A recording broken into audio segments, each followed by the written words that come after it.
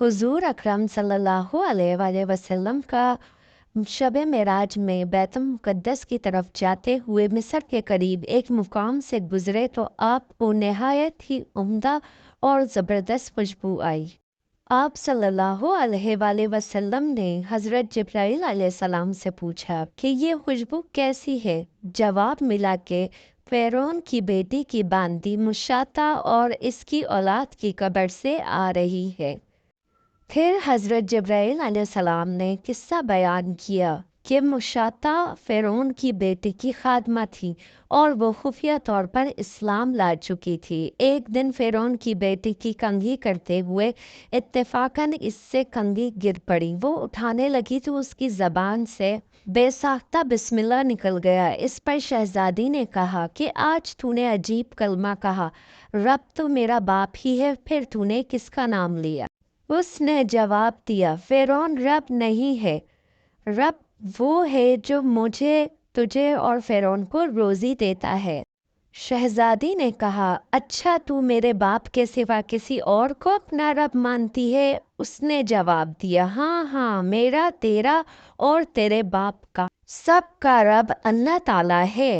शहजादी ने अपने बाप से कहलवाया। वो बहुत गज़बनाक हुआ और इसी वक्त उसे सर दरबार में बुलवाया और कहा, तू मेरे सिवा किसी और को अपना रब मानती है? उसने कहा, मेरा और तुम्हारा रब अल्लाह ताला ही है जो बुजुर्गी और बुलंदियों वाला।